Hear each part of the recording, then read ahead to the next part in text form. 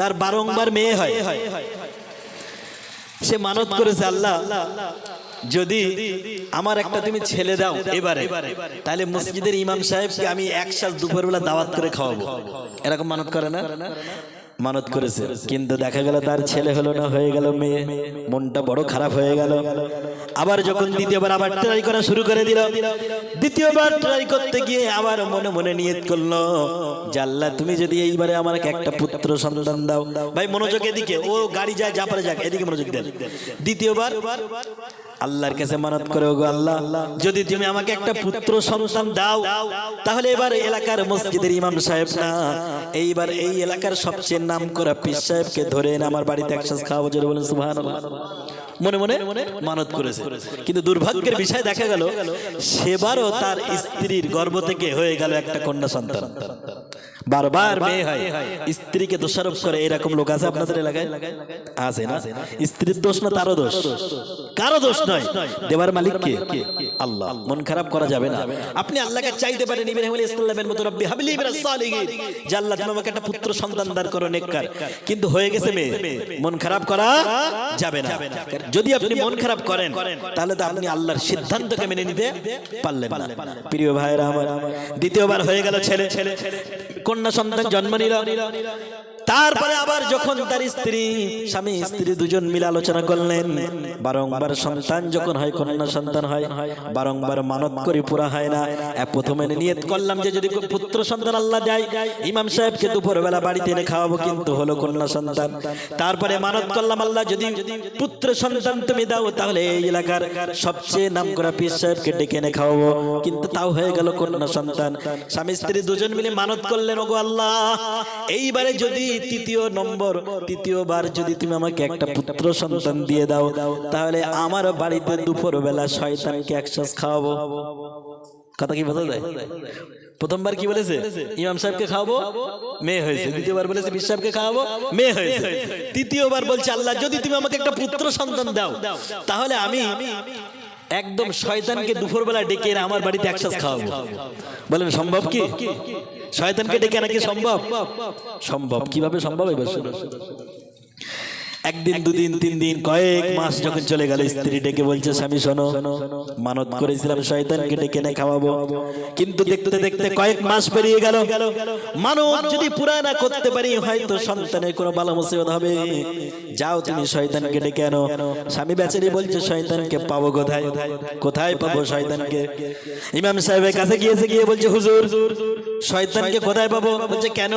বলছে আমি তো এইরকম একটা মানত করেছিলাম, তিনবার মানত করেছিলাম। তৃতীয়বার যখন বলেছি শয়তানকে দুপুরবেলা আমার বাড়িতে খাওয়াবো, সাথে সাথে আল্লাহ আমাকে একটা পুত্র সন্তান দিয়েছে হুজুর, কিন্তু শয়তানকে পাবো কোথায়? ইমাম সাহেব দেখে ওই মসজিদে কিছু মুসল্লি তারা সবার লাস্টে ঢোকে, আবার সবার আগে আসে। ইমাম সাহেব খুব বক্তব্য দেয়, আগে আসলে এই ফ্যাসিলিটি ওই ফ্যাসিলিটি, কিন্তু তারা সরে না। ইমাম সাহেবদের তার উপর খুব রাগ। ইমাম সাহেব বলছে দেখো শয়তান তো 2 প্রকার। শয়তান কয় প্রকার? শয়তান একটা জিন শয়তান আর একটা মানব শয়তান। সূরা নাসের ভিতরে আল্লাহ বলেছেন মিনাল জিন্নাতি ওয়ান নাস। একটা মানব শয়তান, একটা জিন শয়তান। তা জিন শয়তানকে তুমি পাবে না, কিন্তু মানব শয়তানকে যদি তুমি ডেকে দুপুরে খাইয়ে দাও, তোমার মানত পুরা হয়ে যাবে। বলছে হুজুর মানব শয়তানটা পাবো কোথায়? বলছে মানব শয়তান যদি পেতে চাও, পরপর 3 জুমা দেখবে মসজিদে গেটের মুখে বসবে, যে মানুষটা মনে করবে সবার লাস্টে ঢুকেছে আর সবার আগে বেরিয়ে গেছে, তার উপর ইমাম সাহেবের রাগ আছে না নাই? 3 জুমা বক্তব্য দিয়েছে, মানুষ শোনে না। ইমাম সাহেব বলছে সবার লাস্টে যে ঢুকবে আর সবার আগে যে বেরিয়ে যাবে, 3 জুমা যে এমনটি করবে, বুঝে নিয়ে ওটাই মানব শয়তানকে দাওয়াতকে খাইয়ে দিও, তোমার মানত পুরা হয়ে যাবে। বোঝা যাচ্ছে কথা? ওই লোক মনে মনে করছে যাক আল্লাহ বিপদ একটা কেটেছে, কিন্তু দেখতে হবে জুমার দিনেও সবার আগে আতর মেখে সুন্দর জামা গায়ে দিয়ে মসজিদে একদম গেটের মুখে বসে পড়েছে, আর দেখছে যে কে সবার লাস্টে আসে। দেখতে দেখতে দেখতে দেখতে দেখা গেল একজন ব্যক্তি সবার লাস্টে, কিন্তু ব্যক্তিটা তার সম্পর্কে হয় আপন চাচা। কি হয় সম্পর্কে আপন চাচা বিপদ বাড়বে না কমবে? বাড়বে। ও মনে মনে করছে আল্লাহ আমি তো এটা চাইনি যে আমার আপন চাচা শয়তানের লিস্টে নাম লেখাবে, এটা তো চাইনি। দেখা যাক আমার চাচা নামাজের পরে সবার আগে কে বাইর হয়। কিন্তু দেখা গেল নামাজ যখন হয়ে গেল ওই ব্যক্তি নামাজ সালাম ফিরিয়েই দেখে ইমাম সাহেব এখনো দোয়া চাইলো না, কিছুই করলো না। সালাম ফেরানোর সাথে সাথে দেখো ওর চাচা মসজিদের বাইরে। কোথায়? মসজিদের বাইরে। এরকম কিছু মুসল্লি থাকে কি থাকে না? ও তখন মনে মনে মনটা আরো খারাপ যে আল্লাহ চাইলাম কি হয়ে গেল কি? চাইলাম শয়তানকে কিন্তু পেয়ে গেলাম আমার চাচাকে। চাচা শয়তান, ঠিক আছে। আর দু জুমা দেখি, দু জুমা দেখার পরে দেখা গেল প্রত্যেক জুমায় ওর চাচা সবার লাস্টে আছে আর বাইরে সবাই আগে। তৃতীয় জুমার নামাজ শেষ করে চাচার হাত ধরেছে, ধরে বলছে চাচা যাও কোথায়? বলে বাড়ি যাই, দুপুরে ভাত খাবো। বলছে আজকে বাড়ি খেতে পারবে না, কারণ আমার একটা নিয়ত ছিল তোমাকে খাওয়াবো। চাচা ভাতিজার দাওয়াত পেয়ে মনটা বড় বেকুল হয়ে গেল, মনটা নরম হয়ে গেল। ভাতিজার বাড়িতে চলে গেল, বাড়িতে গিয়ে খাওয়া শুরু করে দিল। চাচা ভাতিজার বাড়িতে খাচ্ছে খাচ্ছে আর চোখ দিয়ে আস্তে আস্তে পানি টুপরে টুপরে পড়ছে। চাচা মনে মনে করছে আল্লাহ আমার সন্তানকে এত কষ্ট করে পড়াশোনা করালাম, ডাক্তার বানালাম, মাস্টার বানালাম, আমার সন্তান কোনোদিন আদর করে দুপুরে খেতে দেয় না। কিন্তু আমার ভাতিজা যাকে ছোটবেলায় কোনোদিন কোলেও নিতাম না ঠিকঠাক ভাবে, সেই ভাতিজা আজকে দুপুর বেলা আদর করে আমাকে খাওয়াচ্ছে। আরে ভাতিজা খাচ্ছে আর চোখের পানিগুলো ভাতে ভাতে থালায় টুপরে টুপরে পড়ছে। খাওয়া শেষ, এইবার চাচা হাত তুলেছে, হাত তুলে বলছে আল্লাহ আমার ভাতিজার জন্য দোয়া করি। যেই বলেছে দোয়া করি, সাথে সাথে ভাতিজা হাত ধরেছে। চাচা দোয়া করো না, তোমার দোয়া কবুল হবে না, কারণ তোমাকে চাচা হিসেবে খেতে দিচ্ছে না, তোমাকে শয়তান মনে করে খেতে দিচ্ছে। কি মনে করে? বোঝা যাচ্ছে কথা? চাচা হিসেবে তোমাকে খেতে দিচ্ছে না, অতএব তোমার দোয়া কবুল, তোমার দোয়া দরকারই নেই আমার। চাচা বলছে আরে আমাকে শয়তান কে বললো? বলছে ইমাম সাহেব। যত দোষ কার? ইমাম সাহেব। এরকম হয় কি হয় না? যত দোষ সব ইমাম সাহেবের। ইমাম সাহেবরাও তো বিপদ। ইমাম সাহেব যদি একটু আস্তে হাঁটে, লোকে বলে দেখো কি খাবার খেয়েছে তার ঠিক নেই। যদি ইমাম সাহেব একটু জোরে হাঁটে, বলে নিশ্চয়ই দাওয়াত পেয়েছে, খুব খাবার খেয়েছে, খুব খাবার। ইমাম সাহেব যদি একটু দোয়া লম্বা করে, কিছু মানুষ বলে দেখো ধরে তা ছাড়ে না। আবার যদি দোয়া একটু ছোট করে, বলে দোয়া করতেই পারে না, ঠিক না? মানে ইমাম সাহেবরা যেদিকে যাবে সেদিকে বিপদ। আমার প্রিয় ভাইরা, চাচা বলছে তারা ইমাম সাহেবের ব্যবস্থা হচ্ছে। আমি এত নামাজ পড়ি, এত রোজা করি, ইমাম সাহেব আমাকে শয়তান বানিয়ে দিল। চাচা ভাইপো দুজন গিয়েছে ইমাম সাহেবের কাছে। ইমাম সাহেবের কাছে গিয়ে ধমক দেয়, ইমাম সাহেব আপনাকে বেতন দেই, সবকিছু করি, আপনাকে এত ভালোবাসি, চায়ের দোকানে ডেকে ডেকে আপনার চা খাওয়াই, পান দিয়ে আপনার পকেট ভরিয়ে দেই, আর আপনি আমাকে শয়তান বললেন। বলছে দেখুন আপনাকে তো শয়তান বলিনি, আমি একটা শয়তানের একটা নমুনা বলে দিয়েছিলাম যে পরপর 3 জুমা যে লাস্টে আসবে আগে বেরোবে সেই হবে শয়তান। আপনার ভাতিজা এমন মানত করেছিল, কিন্তু দুঃখের বিষয় আপনি ওই লিস্টের ভিতরে লিস্টেড হয়ে গেছে, আপনি পড়ে গেছেন। চাচা তখন আফসোস করে বলছে দেখো ইমাম সাহেব এই যদি ঘটনা হয়, তা আমি তো জীবনে যেখান থেকে নামাজ ধরেছি জুমার নামাজটাই পড়ি কেবল, আর জুমার নামাজটা যেখান থেকে ধরেছে সেখান থেকে সবার লাস্টে আসি আর যাই সবার আগে। অতএব আমার কি শয়তানের লিস্ট থেকে নাম কাটবে? ইমাম সাহেব বলছে তওবা করুন। প্রিয় ভাইরা, আমি বলছিলাম এই রকম কিছু মুসল্লি সমাজ আছে না নাই, যাদেরকে আমার ভাষায় বলি জুম্মান আলী। কি আলী? যারা সারা বছর সারা সপ্তাহ নামাজ পড়ে না, মাগরিবের নামাজ পড়লো না, ইশার নামাজ পড়লো না, কোনো কিছু করলো না, সারা সপ্তাহে নামাজ পড়লো না। এই মানুষগুলোকে আরো একটা লক্ষণ দেখবেন, কোন একটা জানাজায় গিয়েছে, জানাজার নামাজ মনে করেন জোহরের নামাজ বাদ। জানাজার নামাজ কখন? জানাজার নামাজ মনে করেন জোহরের নামাজ বাদ। এই মানুষগুলো তখন মসজিদের বাইরে রাস্তায় দাঁড়িয়ে থাকে, কখন জোহরের নামাজ শেষ হবে তারপরে জানাজার নামাজ আদায় করবে, কিন্তু মসজিদে জোহরের নামাজটা পড়ার সৌভাগ্য তাদের হয় না। জোরে বলেন ঠিক কিনা? এরকম মানুষগুলো দেখে নেবেন। জুমার জোহরের নামাজ পড়া ফরজে আইন, ঠিক না? আবার জানাজা নামাজ পড়া ফরজে কিফায়া, কিন্তু জানাজা নামাজ পড়ার জন্য বাইরে দাঁড়িয়ে থাকে জোহরের নামাজ পড়ে না। আমার প্রিয় ভাইরা, এটা হলো একটা শ্রেণীর মুসল্লি। আর এক শ্রেণীর মুসল্লি, তাদেরকে আপনি জুমার নামাজে পাবেন না, সারা বছর কোনোদিন তাদেরকে পাবেন না, কিন্তু যখন রমজান মাস আসে দেখবেন তাদেরকে পাওয়া যায়। যারা বলেন ঠিক কিনা? এদেরকে আমার ভাষায় বলি রমজান আলী। কি আলী? রমজান আলী। এদেরকে সারা বছর পাবেন না, জুমার দিনেও এদেরকে পাবেন না। এমন কি দেখা যাবে রমজান মাস যখন আসবে তখন এই মুসল্লিগুলো সবার আগে মসজিদের সামনের কাতারে বসবে। জোরে বলেন ঠিক কিনা? সবার আগে বসবে। মনে করে ইমাম সাহেবের এখন ইফতার খাওয়া হয় নাই, এই মুসল্লিগুলো কেবলমাত্র রমজান মাসে এসে সবার আগে প্রথম কাতারে বসে বলবে, ইমাম সাহেব কত খান আপনি? আপনি তো পেটুক মানুষ, এখনো কেন হয় না আপনাকে? এসে সিগন্যাল দেবে।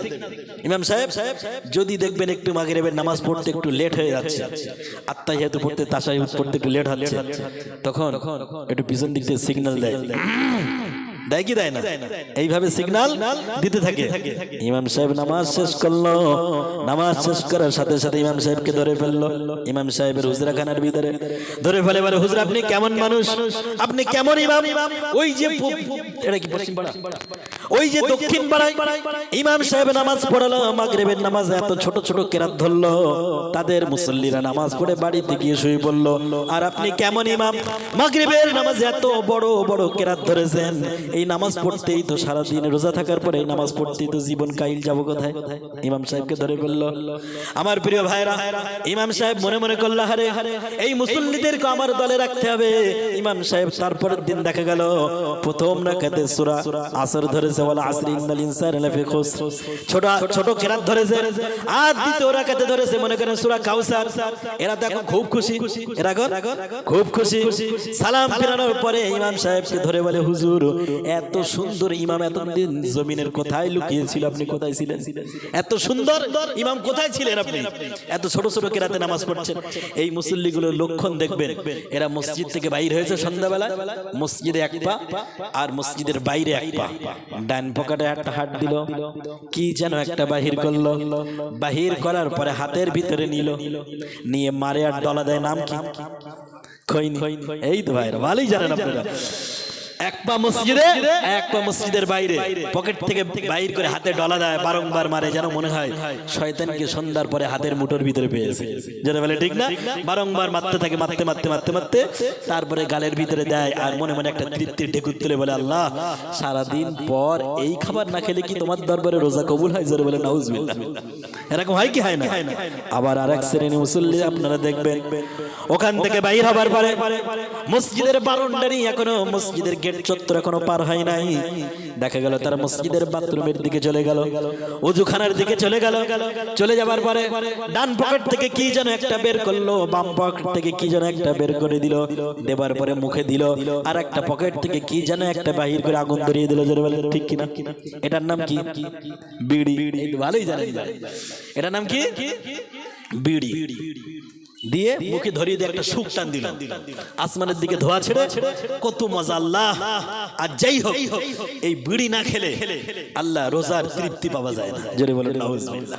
এইরকম মুসল্লি আছে না নাই? একজন আমার জিজ্ঞাসা করছে ধরে যে, হুজুর আপনি তো অনেক জায়গায় ওয়াজ করেন, একটা মশলা জিজ্ঞাসা করবো, বলতে পারবেন? আমি বললাম কি মশলা? বলছে হুজুর দেখুন আমি একটা মশলা জিজ্ঞাসা করবো, এই মশলাটা আপনি কারোর সাথে বলতে পারবেন না, আর যদি আপনি বলেনও আমার নাম বলতে পারবেন না। আমি মনে মনে ভাবলাম কি মশলা জিজ্ঞাসা করবে তার ঠিক না, বলতে পারবো কি পারবো না। আমি বললাম কি বলো, তুমি কি চাও তুমি বলো।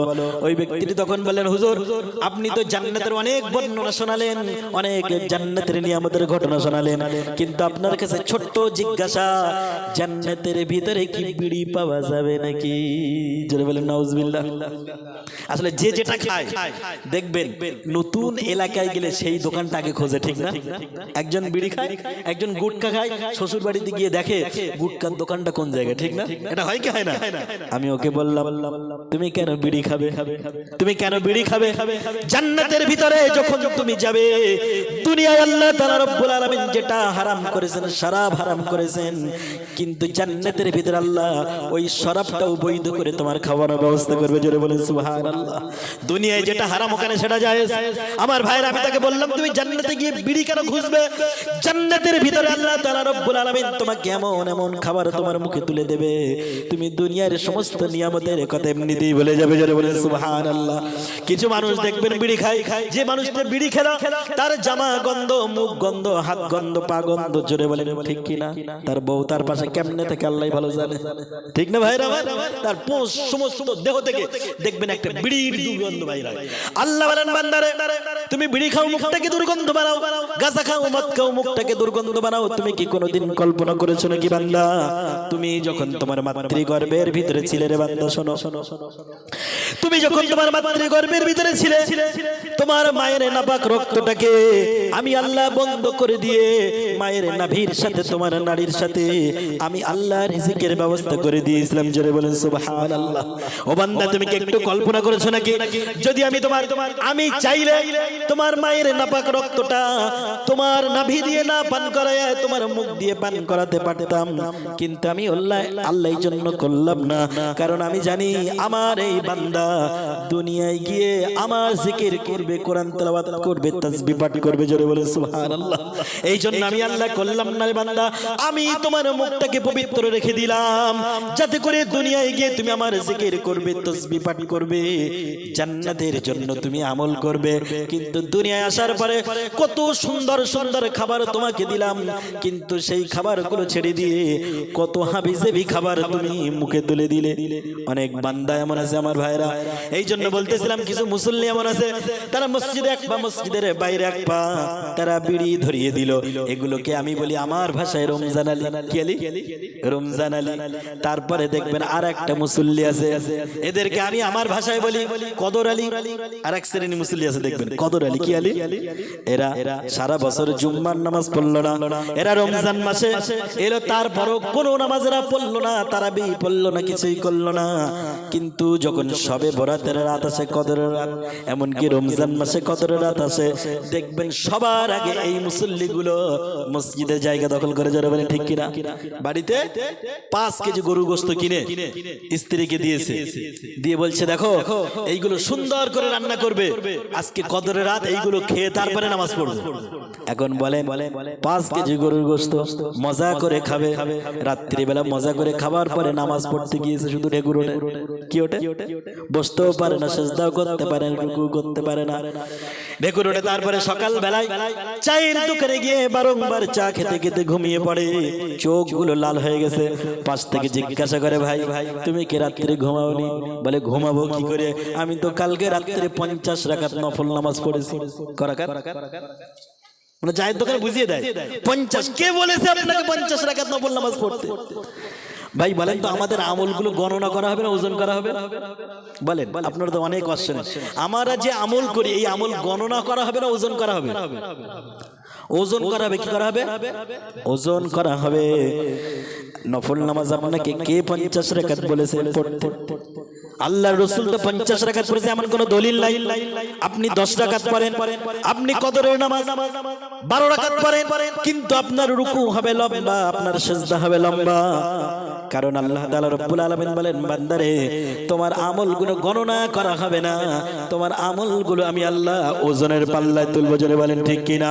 আল্লাহ তাআলা রব্বুল আলামিন বলেন ফাআম্মা মান সাকুলাত মাওয়াজিনুহু ফাহুয়া ফি ঈশাতির রাদিয়া।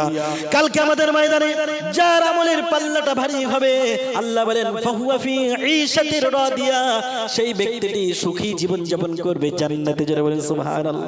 ওয়া আম্মা মান খাফফাত মাওয়াজিনুহু ফাউম্মুহু হাবিয়া, আর যার আমলের পাল্লাটা হালকা হবে তার ঠিকানা হবে হাবিয়া নামক দোজখ। আমার ভাইরা নামাজ পড়ছেন ভালো কথা, কিন্তু এই নামাজটা আস্তে আস্তে পড়া দরকার আছে না নাই? আল্লাহর নবী সাল্লাল্লাহু আলাইহি ওয়াসাল্লামের নামাজ পড়ার বর্ণনা দিতে গিয়ে হযরত আয়েশা রাদিয়াল্লাহু তাআলা আনহা বলেন আল্লাহর নবী সাল্লাল্লাহু আলাইহি ওয়াসাল্লাম গভীর রজনীতে আমার পাশ থেকে উঠে গেলেন। আমি মনে মনে ভাবলাম রাসূল কোথায় গেল আমার পাশ থেকে উঠে? সতীন যখন হয় মনের ভিতরে দুশ্চিন্তা হয় কি হয় না? হযরত আয়েশা বলেন আমি ভাবলাম যে আমার পাশ থেকে রাসূল উঠে অন্য কোন স্ত্রী ঘরেতে গিয়েছে কিনা। আমি এই চিন্তা করে আল্লাহর রাসূলের পিছে পিছে আমিও উঠে গেলাম।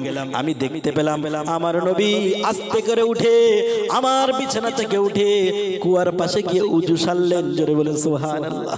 আমার নবী তো কোনোদিন তাহাজ্জুদ ছাড়েন নাই, উযু করলেন। হযরত আয়েশা বলেন বিশ্বনবী উযু করার পরে আস্তে আস্তে মসজিদের নববীর ভিতরে প্রবেশ করলেন।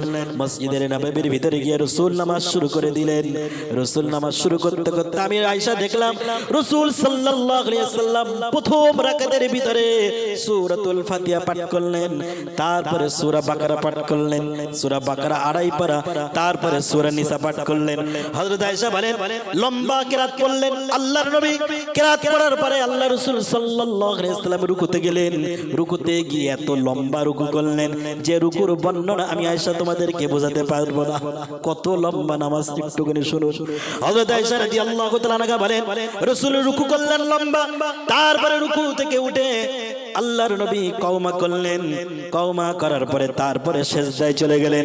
সিজদায় চলে যাবার পরে এত লম্বা সময় সিজদায় কাটালেন, দীর্ঘক্ষণ সময় সিজদায় কাটালেন। হযরত আয়েশা বলেন আমি হুজরাখানা থেকে দেখতেছিলাম, দেখতে দেখতে আমার ভিতরে এমন কল্পনা জল্পনা শুরু হলো যে আমার নবী সিজদায় গিয়ে মাথা উঠায় না, তাহলে কি আমার নবী সিজদায় গিয়ে ইন্তেকাল করেছে নাকি? সুবহানাল্লাহ। কত লম্বা সময় সিজদার ভিতরে দিয়েছে। হযরত আয়েশা বলেন এমন কল্পনা যখন আমার ব্রেনের ভিতরে আমার মগজের ভিতরে হওয়া শুরু হলো, আমি নিজেকে আর কন্ট্রোল করতে পারলাম না। আমি ছুটে চলে গিয়ে আল্লাহ রাসূলের কাছে গেলাম। তারপরেও রাসূল মাথা ওঠায় না সিজদা থেকে। সিজদায় গিয়ে রাসূলের মুখ দিয়ে আর কোনো আওয়াজ শুনতে পাই না।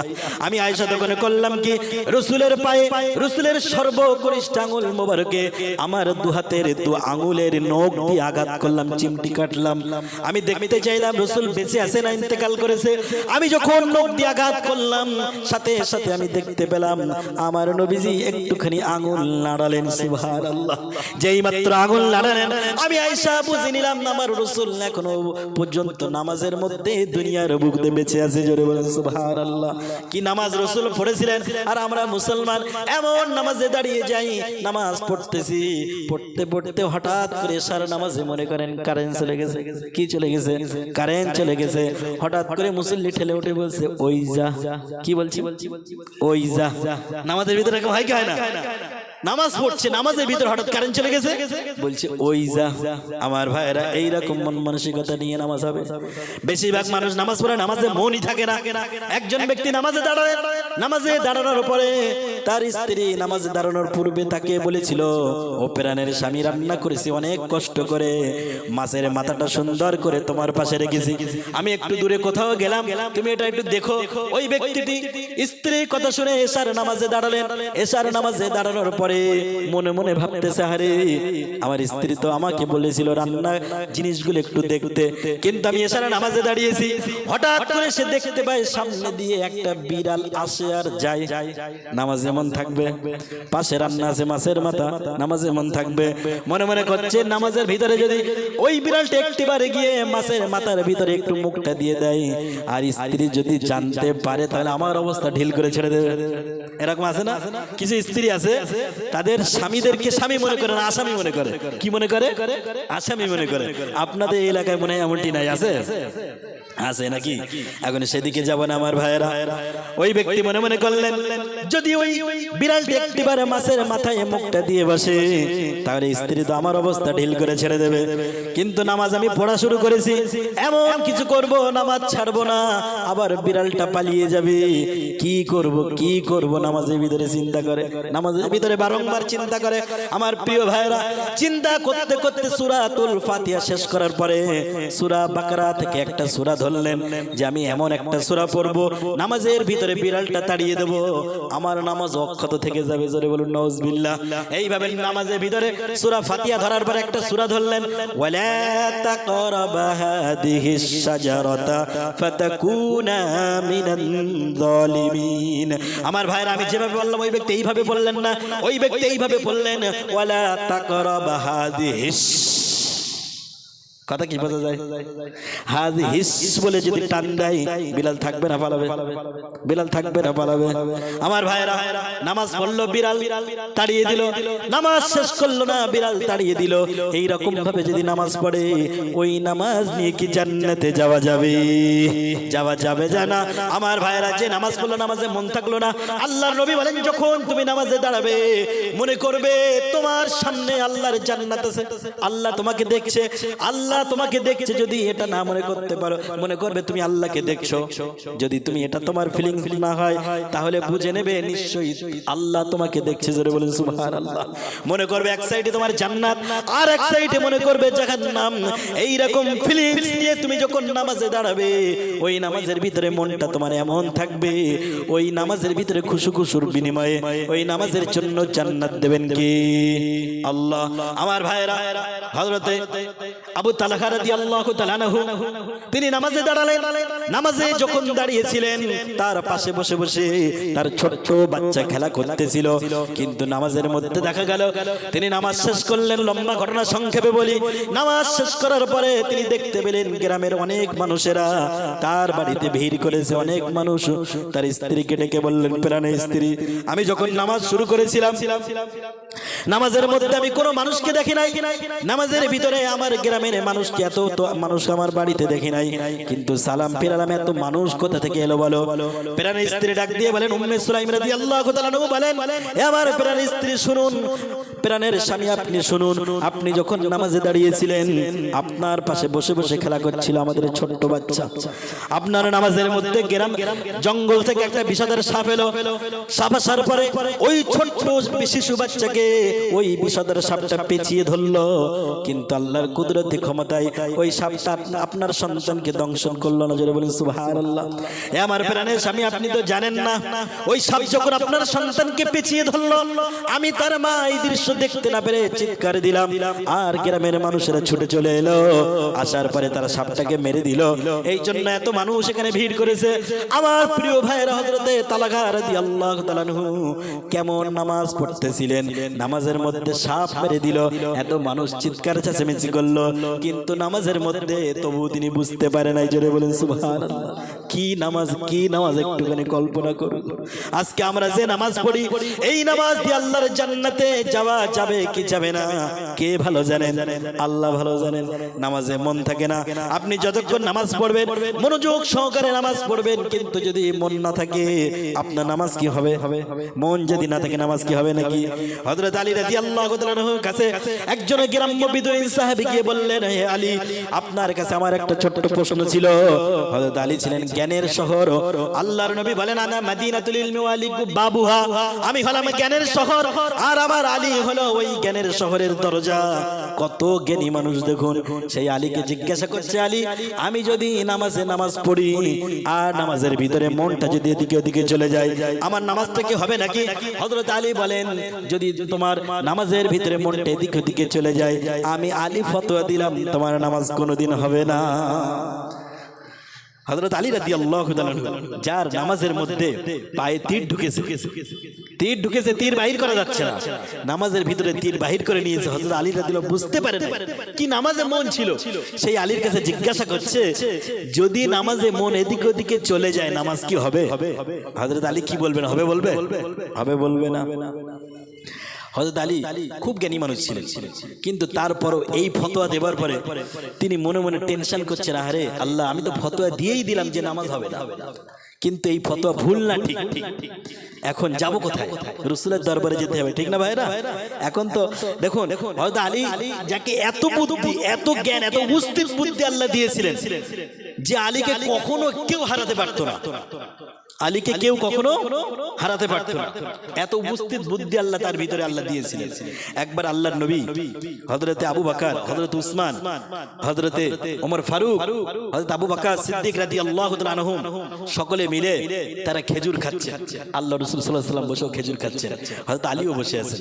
আল্লাহ রাসূল একটু মজা করার জন্য নিজের খেজুরের আটিগুলো সব আলীর পাত্রে রেখে দিচ্ছে, মানে খেজুর খাচ্ছে সব এক প্লেট থেকে নিয়ে, কিন্তু সকলেই খেজুরের আটিগুলো যার পাত্রে সে রাখছে। আল্লাহর নবী মজা করে করলেন কি, নিজের খেজুরের আটি গুলো হযরত আলী রাদিয়াল্লাহু তাআলা আটির পাত্রে রেখে দিলেন। দেওয়ার পরে মজা করে বললেন, হে আমার সাহাবী ওমর, হে আমার সাহাবী উসমান, হে আমার সাহাবী আবু বকর, তোমরা দেখো তোমাদের ভাই আলী কত বড় পেটুক, কারণ আমরা খেজুর খেয়েছি, আমাদের পাত্রে আটি দেখো, আর আলীর পাত্রে আটি দেখো, আটির ঢিবা হয়ে গেছে, কতটা আটি হয়ে গেছে তোমরা দেখো। মজা করলেন, কি করলেন? মজা করা ইসলামে জায়েজ আছে। আপনি এমন মজা করবেন যে মজার মাধ্যমে সে কষ্ট, অথবা এমন মজা করবেন যে মজার মধ্যে কোনো মিথ্যা থাকবে না, তাহলে জায়েজ আছে। কিন্তু মজা যদি করে না, তার ভিতরে যদি মিথ্যা করেন, মিথ্যা কথা থাকে, সেটাও জায়েজ নাই। আল্লাহর নবী একটু মজা করে বললেন, দেখো আমাদের খেজুরের আটির পাত্রটা দেখো, আলীর আটির পাত্রটা দেখো, আলী অনেক বড় পেটু। আল্লাহর নবীর এই কথা শুনে হযরত আলী বললেন, ইয়া রাসূলুল্লাহ, আপনি মজা করে একটা কথা বললেন, কিন্তু আপনি যদি আমাকে অনুমতি দেন, আমি এই প্রশ্নের জবাব দিতে চাই। বেয়াদবি নেবেন না তো?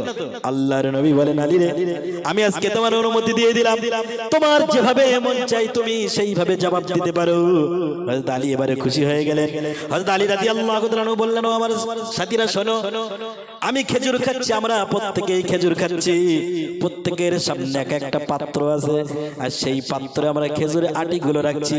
তার মানে বোঝা গেল আমরা সকলেই খেজুর খাচ্ছি, কেউ আটি খাচ্ছি না। যারা বলেন ঠিক কিনা? কিন্তু তোমরা রাসূলের দিকে তাকাও, রাসূলের সামনে কোনো খেজুরের পাত্র আটি নেই, মানে আমাদের থেকে রাসূল বড় পেটুক, যার কারণে রাসূল খেজুর খেয়েছেন, আর খেজুরের সাথে সাথে আটিও খেয়ে ফেলেছেন, সামনে কোনো আটি নাই। সুবহানাল্লাহ, মজা করলেন। আল্লাহর নবী বললেন, আলী, এই জন্যই তো আমি বলেছি তুমি জ্ঞানের শহর, আমি জ্ঞানের শহর, ওয়ালিকু বাবুয়া, তুমি জ্ঞানের দরজা। এই হযরত আলী রাদিয়াল্লাহু তাআলা এত জ্ঞানের অধিকারী হওয়া সত্ত্বেও তিনি মনে মনে চিন্তা করলেন, আহারে গ্রাম্য মানুষটাকে ফতোয়া দিয়েছি, নামাজের ভিতরে যদি মন না থাকে ওই নামাজ হবে না, কিন্তু আমার ফতোয়া ঠিক না ভুল। চিন্তা আছে না নাই? আজকে তো গ্রামের চায়ের দোকানে বিড়ি খাওয়া মুফতিরা ফতোয়া দেয়, দেয় কি দেয় না? গ্রামের চায়ের দোকানে বিড়ি খাওয়া মুফতি, তারাও ফতোয়া দিয়ে দেয়, এটা ঠিক না বেঠিক? ইমাম সাহেবের কাছে অনেকে যায় না। একজন ব্যক্তি এক মুফতি সাহেবের কাছে গিয়েছে ফতোয়া নিতে। মুফতি সাহেব সবকিছু শোনার পরে বলছে, দেখুন আপনি যেটা জিজ্ঞাসা করেছেন এটা অনেক জটিল বিষয়, এটা একটু আমার ভেবে চিন্তে আগামীকাল উত্তর দেব। তখন ওই ব্যক্তিটি ডেকে বলছে, হুজুর, যদি আপনার কাছে না এসে আমি চায়ের দোকানে যেতাম, তো এই ফতোয়া উত্তরটা যেই সে পেয়ে যেতাম, এত সময় লাগতো না। কথা কি বোঝা যায়? মানে চায়ের দোকানে মানুষ তারা ফতোয়া দিতে এতটাই বাকপটু, ইচ্ছা মতো ফতোয়া দিতে পারবেন না আপনি। কে দিয়েছে আপনাকে ফতোয়া দেওয়ার অধিকার? একজন ব্যক্তি ফতোয়া আনতে গিয়েছে মুফতি সাহেবের বাড়িতে। মুফতি সাহেব বাড়িতে নাই। সালাম দেওয়ার পরে ওনার স্ত্রী বলছে, আমি আছি বাড়িতে, আপনি কিসের জন্য এসেছিলেন? ওই ব্যক্তি তখন বলছে, আমি মুফতি সাহেবের কাছে এসেছিলাম একটা ফতোয়া জানতে। বলছে, কি ফতোয়া?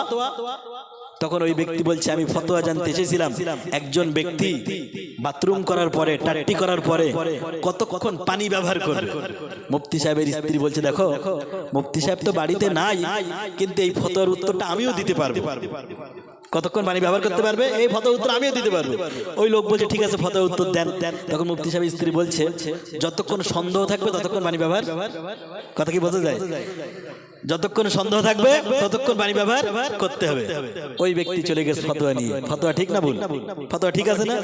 মুফতি সাহেব বাড়ি আসার পরে সবকিছু শোনার পরে স্ত্রীকে ডেকে বলছে, একটা ব্লেড নিয়ে আসো আর তোমার জিহ্বাটা কেটে দে, কারণ আমার অনুপস্থিতিতে যেন তুমি আর কোনোদিন ফতোয়া দিতে না পারো।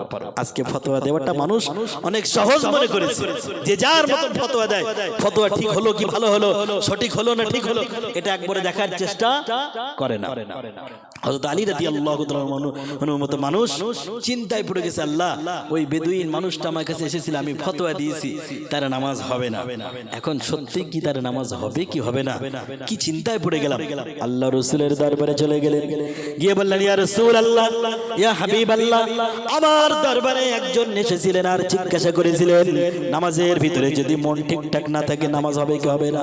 আমি সেই ব্যক্তিকে ফতোয়া দিয়েছিলাম, নামাজের ভিতরে যদি মন না থাকে নামাজ বাতিল হয়ে যাবে। ইয়া রাসূলুল্লাহ, ইয়া হাবিবাল্লাহ, এই ফতোয়া দেবার পরে তো অনেক চিন্তায় পড়ে গেলাম, আমার ফতোয়া ঠিক না ভুল?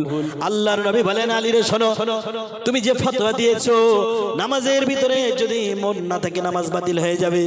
এখন তুমি বলো তো দেখি, তুমি যখন নামাজ পড়ো তোমার কি নামাজে মনটা ঠিকঠাক থাকে নাকি?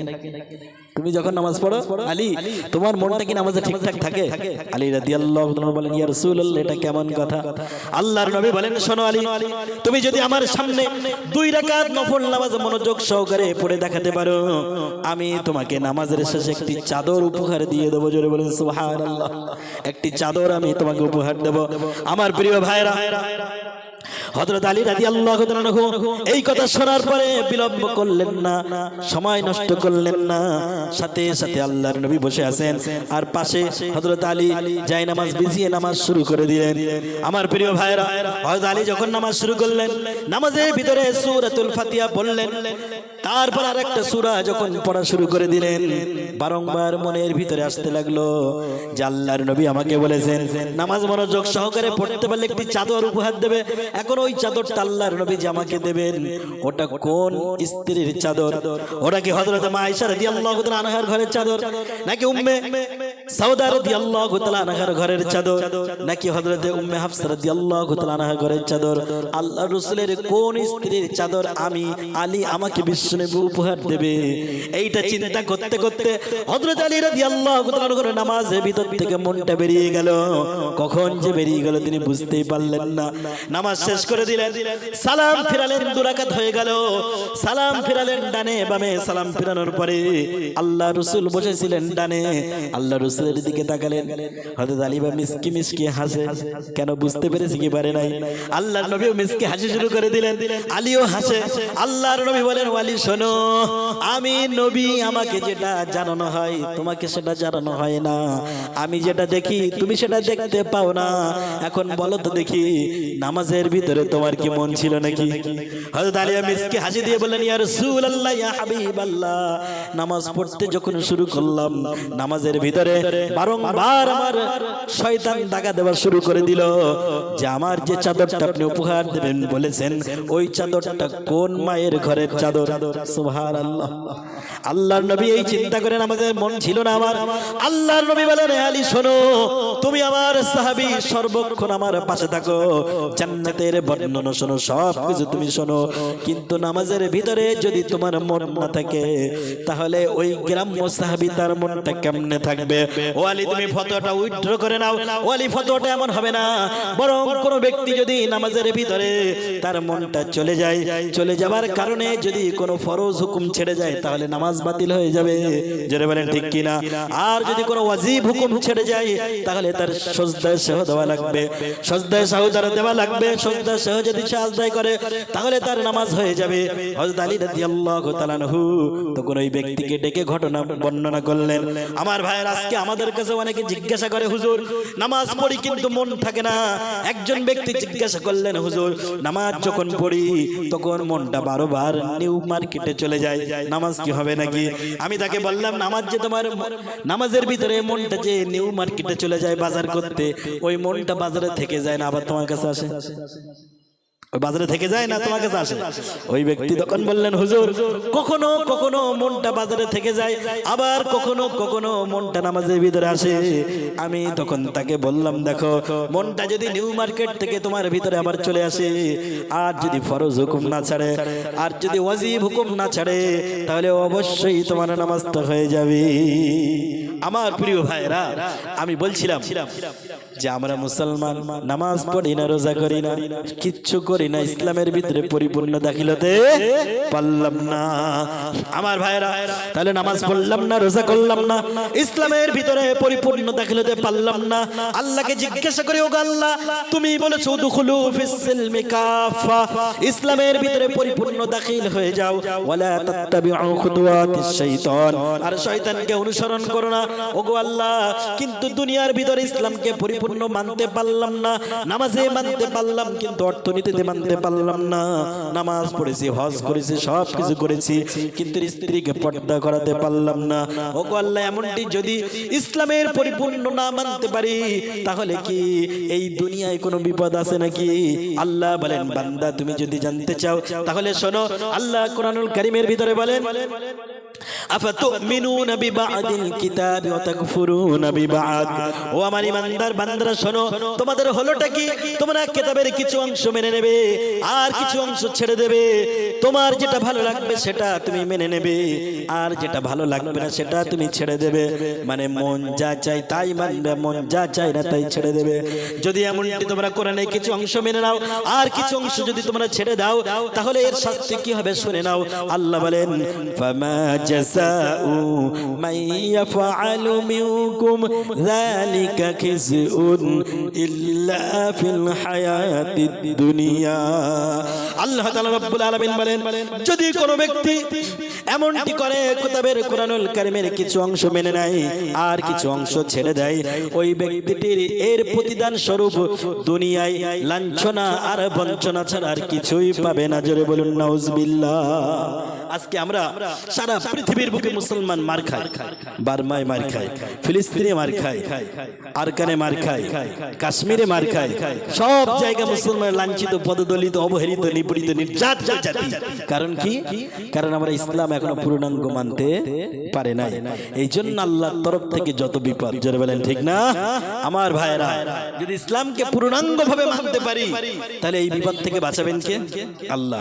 আর যদি এইভাবে ইসলামকে আংশিক ভাবে আমরা মানি, এইভাবে যদি আমাদের মৃত্যু হয়ে যায়, আল্লাহর কাছে জিজ্ঞাসা করে, ওগো আল্লাহ, ইসলাম কিছু মানলাম, কিছু ছাড়লাম, দুনিয়ায় তো তুমি লাঞ্ছনার জীবন দিলে, পরকালে কি কিছু দেবে না, মাফ করে দেবে? আল্লাহ বলেন, শোনো, ওয়ায়াউমাল কিয়ামাতি ইউরাদ্দুনা ইলা আশাদ্দিল আযাব।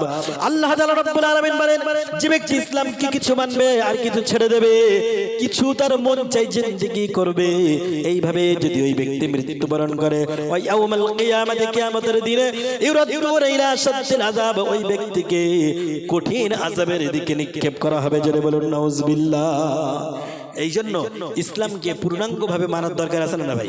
যতক্ষণ না পর্যন্ত পূর্ণাঙ্গ না মানতে পারবো, ইসলামের শান্তি পাওয়া যাবে না। দরুদ পড়েন, আল্লাহুম্মা সাল্লি আলা সাইয়্যিদিনা মাওলানা মুহাম্মদ ওয়া আলা আলিহি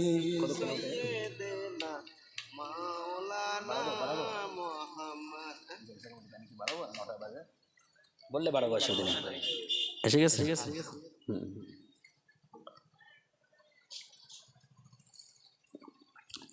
দরুদ পড়েন, আল্লাহুম্মা সাল্লি আলা সাইয়্যিদিনা মাওলানা মুহাম্মদ ওয়া আলা আলি সাইয়্যিদিনা মাওলানা মুহাম্মদ।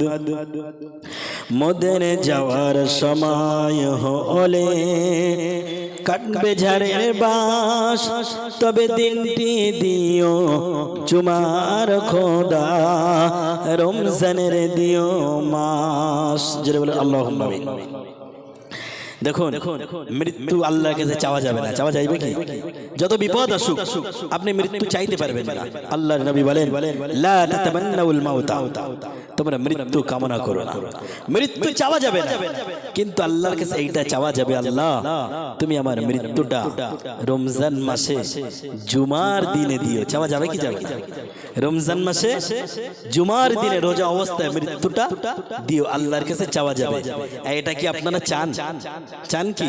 আমরা এখানে যারা আছি, আমরা প্রত্যেকেই মরবো, তো মরা থেকে তো কেউ, মৃত্যু থেকে কেউ পালন করতে পারবো না। অতএব মৃত্যুটা জুমার দিনে হোক, এটা কি চাই আমরা? এই জন্য একটু আমিন বলবেন।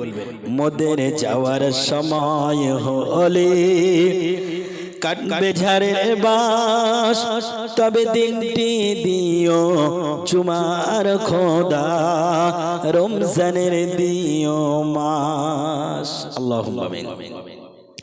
কাফনের কাপড় কাটবে যখন, করবে গরম পানি, এ পাপীর কানে শুনতে দিও তোমার মধুর বাণী।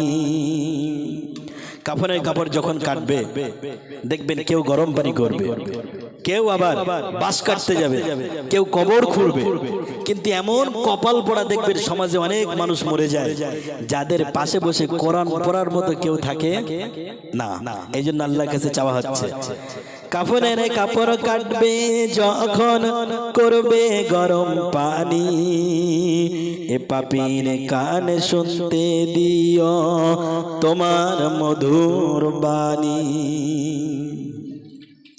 পরের হাতে হবে গোসল, এ হাতে সেদিন চলবে না, সবাই বলবে এনার কথা, শুধু ইনি কথা বলবে না। সারা জীবন নিজে হাতে গোসল করেছে, কিন্তু মৃত্যুর পরে এ হাত কি চলবে? চলবে না। মানুষ আপনাকে গোসল করাবে, সবাই বলবে ইনি এমন ছিল, সেক্রেটারি সাহেব এমন ছিল, হাজি সাহেব এমন ছিল, মসজিদের ক্যাশিয়ার সাহেব এমন ছিল, সবাই বলবে এনার কথা, কিন্তু ইনি সেদিন কথা বলবে না। পরের হাতে হবে গোসল, এ হাতে সেদিন চলবে না, সবাই বলবে আমার কথা, শুধু আমি কথা বলবো না। যেতে হবে ফিরে খোদা, শুনেছি বারে বার, আর ফিরে যেন যেতে পারি হয়ে রোজাদার। সেহরি করাইয়া দিও খোদা এই শখের দুনিয়ায়, আর ইফতারি করাইও তুমি আরশের তলায়। আল্লাহুম্মা সাল্লি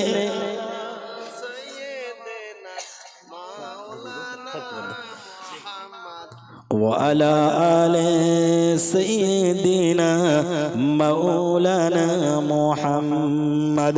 আমার ভাইরা, আমি বলতেছিলাম যে আমাদের জীবনটা ইসলামের ভিতরে পূর্ণাঙ্গ ঢোকাতে হবে।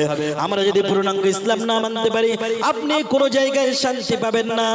নামাজ পড়লেন, রোজা করলেন, স্ত্রীর সাথে ভালো আচরণ করলেন, প্রতিবেশীর সাথে ভালো আচরণ করলেন, সবার সাথে ভালো আচরণ করলেন, কিন্তু দেখা গেল যখন আপনি বাড়িতে চলে আসলেন আপনার বৃদ্ধ পিতা মাতার সাথে খারাপ আচরণ করলেন। বলেন তো ইসলামের ভিতরে আপনি কি পরিপূর্ণ ঢুকতে পেরেছেন? কারণ আল্লাহ কোরআন বলেন ওয়াকাদা রাব্বুকা আল্লা তা'বুদু ইল্লা ইয়াহু ওয়া বিল ওয়ালিদাইনি ইহসানা। আল্লাহ তাআলা রব্বুল আলামিন সূরা বনী ইসরাঈলের ভিতরে বলেন আল্লাহর তরফ থেকে অর্ডার হয়ে গিয়েছে, আল্লাহর তরফ থেকে আইন পাস হয়ে গিয়েছে যে আল্লাহর ইবাদতের পরপরই তোমরা তোমাদের পিতামাতার সাথে ভালো আচরণ করো। জোরে বলেন সুবহানাল্লাহ। আপনি নামাজ পড়েছেন, রোজা করেছেন, হজ করেছেন, সব কিছু করেছেন, এখানে বসে সারা রাত জলসা শুনলেন, কিন্তু আপনার পিতামাতার সাথে খারাপ আচরণ করলেন। আপনার নামাজ, আপনার রোজা, আপনার হজ, যাকাত, আপনার দান কোনো কিছু কাজে, জোরে বলেন, কাজে আসবে না। কারণ আপনার পিতামাতার চেয়ে ভালোবাসা দুনিয়ায় যেমন কেউ দিতে পারবে না। আপনি মনে করেন আপনার স্ত্রী আপনাকে অনেক ভালোবাসে, কিন্তু মনে রাখবেন আপনার স্ত্রী কোনোদিন আপনার পিতামাতার মতো ভালোবাসতে পারবে না। আমার ভাইরা, যুবক ভাইরা যারা জলসা শোনেন, সারা রাত ধরে জলসা শোনার পরে রাত 2টার সময় বাড়িতে যাবেন। যে সমস্ত যুবক ভাইরা বিবাহ করেন নাই, বিবাহ করেছেন, 2টার সময় বাড়ি থেকে একটু পরীক্ষা করবেন আমার কথাটা।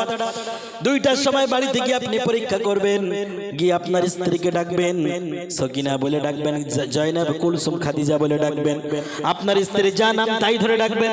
দেখতে পাবেন আপনার স্ত্রীকে একবার, দুবার, 3বার ডাকার পরে আপনার স্ত্রী যদি কড়া মার্কা হয়, সাথে সাথে দরজা খুলে দেবে আর মেজাজটা গরম করবে। করবে কি করবে না? যে এতবার ডাকো কেন? তোমার কি মাথা খারাপ হয়ে গেছে? ষাঁড়ের মতো চিৎকার দাও কেন? বলবে কি বলবে না? কিন্তু আপনার স্ত্রী যদি ভালো হয়, আপনার স্ত্রী যদি সভ্য ভদ্র হয়, দেখবেন একবার, 2বার, 3বার, কয়েকবার ডাকার পরে দরজাটা খুলে দেবে, আপনাকে সালাম দেবে, ভালোভাবে বলবে এত রাত হলো কেন? আপনি বলবেন দরজা খুলতে লেট হলো কেন? তখন সে বলবে প্রাণের স্বামী, রাতে আসতে আসতে অনেক লেট করে ফেলেছেন, আমি তো ঘুমিয়ে পড়েছিলাম, এই জন্য দরজাটা খুলতে দেরি হয়েছে। কিন্তু আমার প্রিয় ভাইরা যারা করে বিবাহ করেন নাই, জলসা শোনার পরে রাত 2টার সময় বাড়িতে যাবেন, গিয়ে একটিবার আম্মু বলে ডাক দেবেন, সাথে সাথে দেখবেন আপনার আম্মু দরজাটা খুলে দেবে। জোরে বলেন ঠিক কিনা? জিজ্ঞাসা করবেন আম্মু দরজাটা কেন খুলে দিলে? তুমি কি ঘুমাও নাই? দেখবেন দেখবেন আপনার ওই আম্মু জবাব দিয়ে দেবে, আব্বু রাত 2টা বেজে গেল, তুমি এখনো বাড়িতে আসলে না, আর তোমাকে বাড়ির বাইরে রেখে আমি তোমার আম্মু কেমন ভাবে ঘুমাতে পারি? জোরে বলেন ঠিক কিনা? আমার প্রিয় ভাইরা, আম্মু হলো এমন, পিতা মাতা হলো এমন, আল্লাহর নবী বলেন হুমা জান্নাতুকা ওয়া নারুকা, তারা উভয়ই হলো তোমাদের জন্য জান্নাত আর জাহান্নাম। জোরে বলেন সুবহানাল্লাহ। আসসালামু আলাইকুম। পিতা মাতা হলো তোমাদের জন্য জান্নাত আর জাহান্নাম। তুমি তোমার পিতা মাতার সাথে খারাপ আচরণ করবে, তোমার জান্নাত জাহান্নামে পরিণত হয়ে যাবে। আবার তুমি তোমার পিতা মাতার সাথে ভালো আচরণ করবে, তোমার ওই জাহান্নামটাকে জান্নাত বানিয়ে দেবেন কে? আল্লাহ। আমার ভাইয়ের, আল্লাহর নবী বলেন যদি কোনো ব্যক্তি তার সকালটা পিতা মাতার খুশির মাধ্যমে কাটাতে পারে, পিতা মাতার সেবার মাধ্যমে কাটাতে পারে, তাহলে ওই ব্যক্তিটির জন্য, ওই সন্তানের জন্য ওই সকালবেলা যেন আল্লাহ একটা জান্নাতের দরজা খুলে দিল। জোরে বলেন সুবহানাল্লাহ। আবার যদি কোনো সন্তান তার সকালটা যদি পিতামাতার অসন্তুষ্টির মাধ্যমে কাটায়, নাফরমানির মাধ্যমে কাটায়, ওই সন্তানের জন্য যেন আল্লাহ একটা জাহান্নামের দরজা খুলে দিল। আল্লাহর নবী আরো বলতে গিয়ে বলেন রিদার রব্বি ফি রিদাল ওয়ালিদি সাখাতার রব্বি ফি সাখাতার রাদিল ওয়ালিদি, যে ব্যক্তি তার পিতামাতার সাথে নাফরমানি করলো সে যেন আল্লাহর সাথে নাফরমানি করলো, আর যে ব্যক্তি তার পিতামাতাকে খুশি করলো সে যেন আল্লাহ তাআলা রব্বুল আলামিনকে খুশি করে দিল। জোরে বলেন সুবহানাল্লাহ।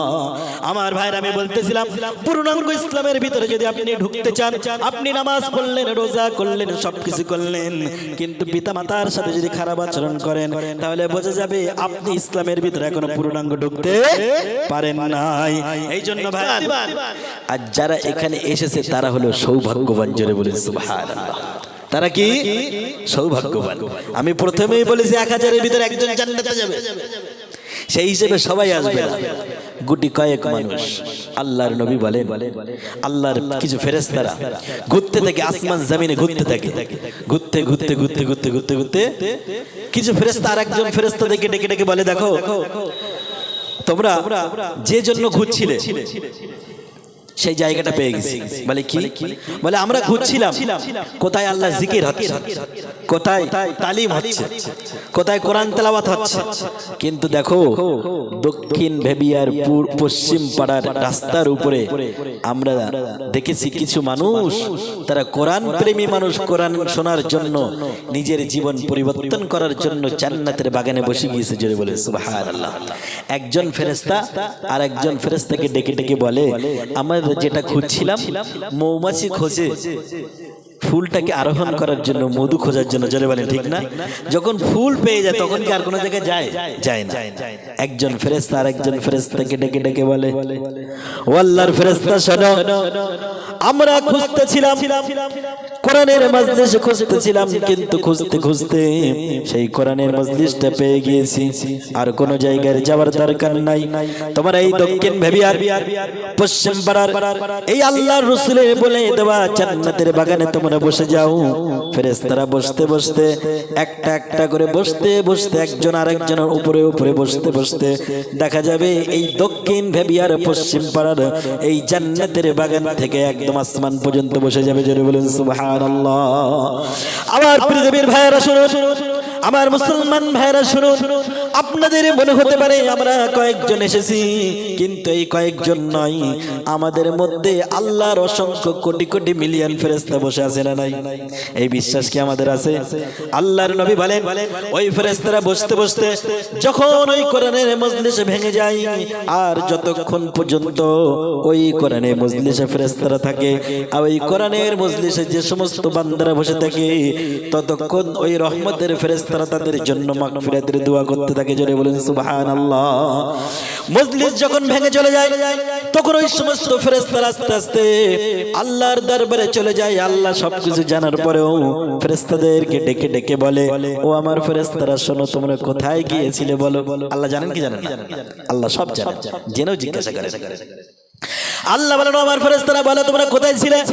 ফেরেশতারা তখন বলে ও রব্বুল আলামিন আমরা গিয়েছিলাম অমুক জায়গায় দক্ষিণ ফেবিয়ায় পশ্চিম পাড়ার রাস্তার উপরে বসেছিলাম, সেখানে তোমার অনেক জান্নাতের আশাবাদী, তোমার অনেক মুমিন বান্দারা তারা কোরআন প্রেমী, কোরআনের কথা শোনার জন্য, বিশ্ব নবীর জীবনী শোনার জন্য তারা সেখানে বসে গিয়েছিল। আল্লাহ বলবেন ও আমার ফেরেশতারা আসলে তারা চাইটা কি? তখন ফেরেশতারা বলবে ও রব্বুল আলামিন আসলে তারাই দুনিয়ার জীবনে নিজের জীবনটাকে পরিবর্তন করে জাহান্নাম থেকে পরিত্রাণ পেয়ে তারা জান্নাতে যেতে চায়। জোরে বলেন সুবহানাল্লাহ। আল্লাহ তখন বলবে আমার ফেরেশতারা শোনো শোনো, আমার ওই বান্দা আব্দুল করিম, আব্দুল সালাম, আব্দুল্লাহ, ওবাইদুল্লাহ, হামিদুল্লাহ যারা গুটি কয়েকজন মানুষ ওখানে বসেছিল তারা কি আমার জান্নাত দেখেছে নাকি? তারা কি আমার জাহান্নাম দেখেছে নাকি?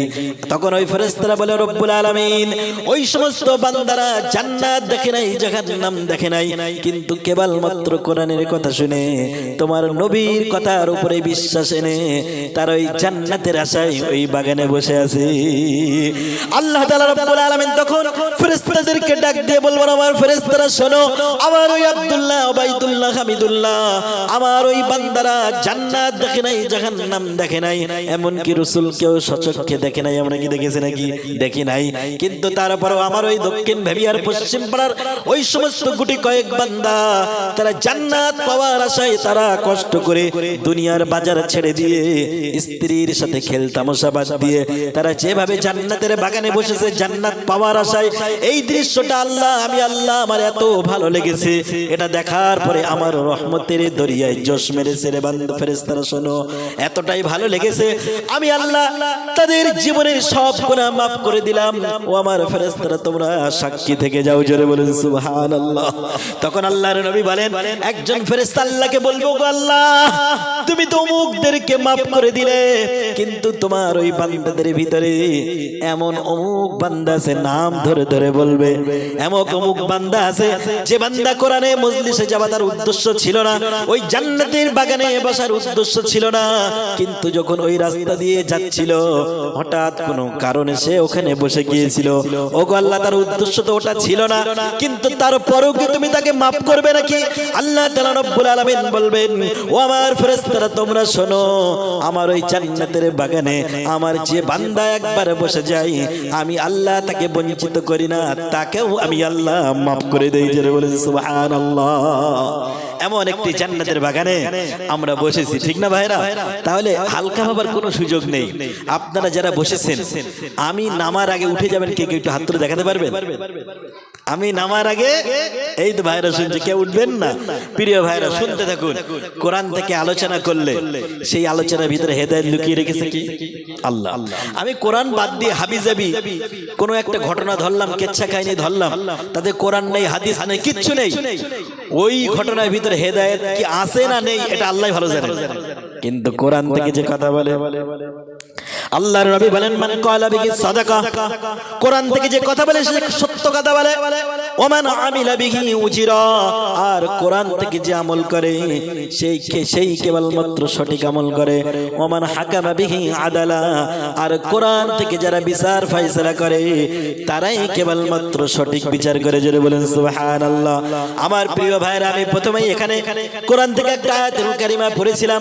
আল্লাহ তাআলা রব্বুল আলামিন বলেন সূরা বাকারার ভিতরে 2 নম্বর পারার 11 নম্বর পৃষ্ঠার 7 নম্বর লাইনে আল্লাহ ঘোষণা দিলেন ইয়া আইয়ুহাল্লাযীনা আমানু দুখুলু ফিস সিলমি কাফা। জোরে বলেন আল্লাহু আকবার। আল্লাহ কত সুন্দর করে ঘোষণা দিলেন, হে ঈমানদারেরা শোনো। ঈমানদারদেরকে ডেকে ডেকে আল্লাহ তাআলা রব্বুল আলামিন একটা অ্যাড্রেস করলেন, একটা ঘোষণা দিলেন, সম্বোধন করলেন। কারণ এই পৃথিবীর বুকে নাসরা আছে, খ্রিস্টান আছে, ইহুদি আছে, হিন্দু আছে, বৌদ্ধ আছে, কিন্তু আল্লাহ বলেন মুমিনদেরকে বাদ দিয়ে পৃথিবীতে যত ধর্মের যত শ্রেণীর মানুষ আছে তাদের নিয়ে আমি আল্লাহ ভাবি না, আমার ভাবনা নাই। আমার যত ভাবনা, আমার যত টেনশন সবটাই হলো আমার মুমিন বান্দাদের জন্য। এই জন্য আমি কোরআনুল কারীমে অসংখ্য জায়গায় মুমিনদেরকে অ্যাড্রেস করে মুমিনদেরকে সম্বোধন করে আমি আল্লাহ বলেছি ইয়া আইয়ুহাল্লাযীনা আমানু দুখুলু ফিস সিলমি কাফা। আল্লাহ তাআলা রব্বুল আলামিন বলেন হে ঈমানদাররা শোনো, উদখুলু প্রবেশ করো ফিস সিলমি কাফা, ইসলামের ভিতরে তোমরা পরিপূর্ণ দাখিল হয়ে যাও। সুবহানাল্লাহ। আল্লাহ কি বলেন? ইসলামের ভিতরে পরিপূর্ণ দাখিল হয়ে যাও। আজকে আমি যতক্ষণ আলোচনা করব, যদিও আমার টাইম ছিল 7টা থেকে 9টা, টাইমটা এদিক ওদিকে করে আমি ভেবেছিলাম যে ভেবিয়া থেকে মানে একদম অল্প রাস্তা, কিন্তু ভেবিয়া থেকে যে দক্ষিণ ভেবিয়া এতটা আমি বুঝতেই পারিনি, এখানে অনেকটা টাইম কেটে গিয়েছে। প্রিয় ভাইরা, তারপরেও যে আয়াতে কারিমা আমি ধরেছি যতক্ষণ আলোচনা করব, এই আয়াত তেমন একটা আয়াত যে আল্লাহ বলছেন ঈমানদারেরা তোমরা ইসলামের ভিতরে পরিপূর্ণ দাখিল হয়ে যাও।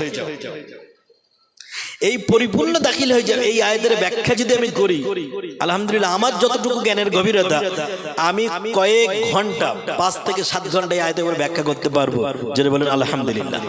কারণ এটা এমন একটা আয়াত, আর তাছাড়া কোরআনুল কারীমের ব্যাখ্যা যদি কেউ করে কোনদিন শেষ করতে পারবে, শুরু করতে পারবে কিন্তু শেষ হবে না। এবারে শুনুন, আল্লাহ বলছেন হে ঈমানদারেরা তোমরা ইসলামের ভিতরে পরিপূর্ণ দাখিল হয়ে যাও। এখন বলেন আমরা কি ইসলামের ভিতরে পরিপূর্ণ দাখিল হয়েছি? দাখিল হয়েছে কি? কিছু মানুষ আছে নামাজ পড়ে রোজা করে, ওই মানুষটা যখন মসজিদের ভিতরে থাকে নামাজ পড়লো, রমজান মাস আসলে রোজা করলো, নামাজটা ইসলাম অনুযায়ী করলো, কিন্তু তার অর্থনীতি সুদের সাথে জড়িত, জোরে বলেন ঠিক কিনা? তাহলে নামাজ পড়লো বটে, রোজা করলো বটে, কিন্তু সুদের সাথে অর্থনীতি এখনো আলাগ করতে পারলো না, পৃথক করতে পারলো না, তাহলে ওই ব্যক্তিটি এখনো ইসলামের ভিতরে পরিপূর্ণ দাখিল হতে। অনেক ব্যক্তি আমার আছে নামাজ পড়ে কিন্তু মসজিদ থেকে যখন বাইরে চলে আসে, হজ করে এসেছে, হাজী সাহেবকে খুঁজে পাওয়া যায় না। ছেলে জিজ্ঞাসা করছে আব্বু তুমি কোথায়, ছেলে আব্বুকে ডাক দিচ্ছে আব্বু তুমি কোথায়, ফোন করে খুঁজে পায় না। গ্রাম থেকে সমস্ত মানুষেরা এসেছে হাজী সাহেব কোথায়, কারণ নতুন হাজী এলাকায় এলে পরে তার সাথে একটু দেখা করলে খেজুর পাওয়া যায় কি যায় না। নতুন হাজী এলাকায় এসেছে, রাস্তাঘাটে দেখা হলেই বলে আসসালামু আলাইকুম।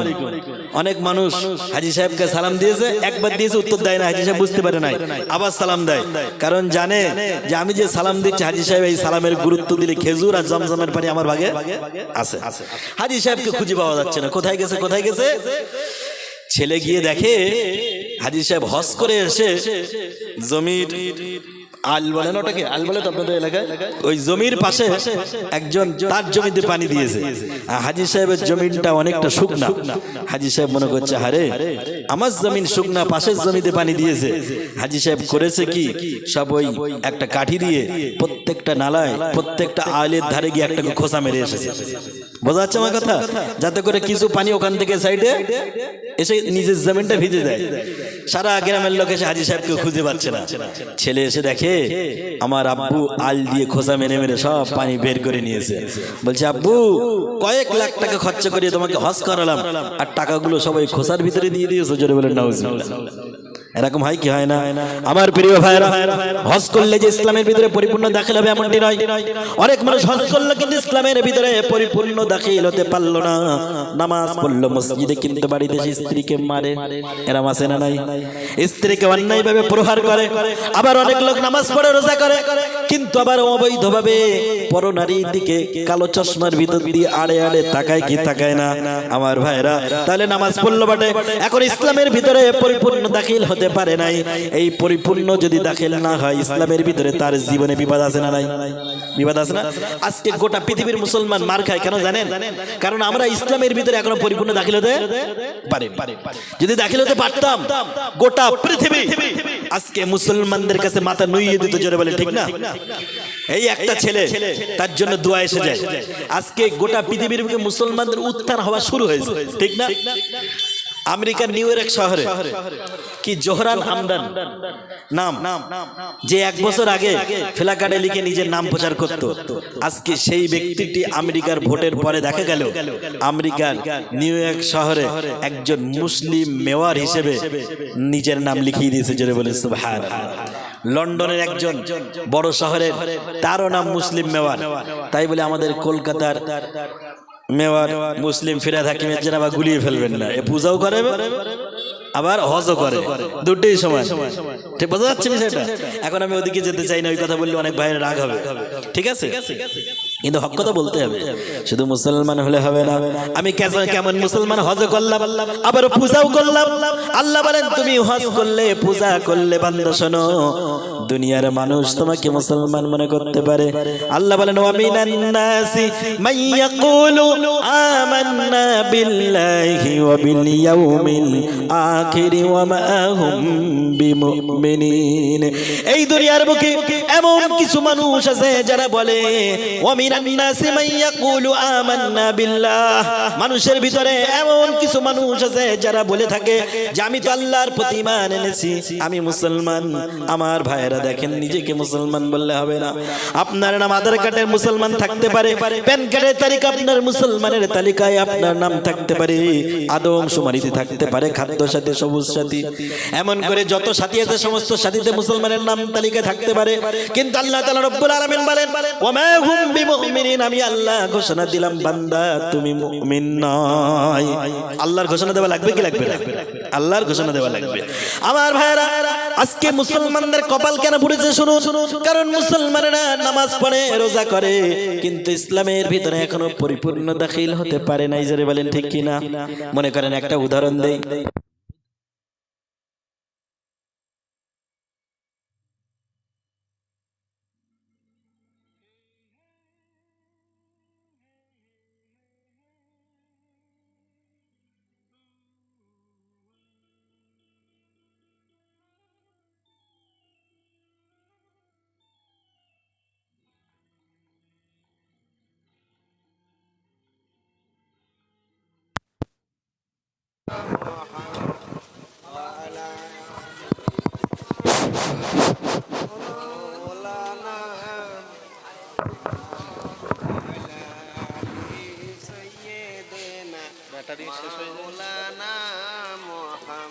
ঠিক আছে, ঠিক আছে।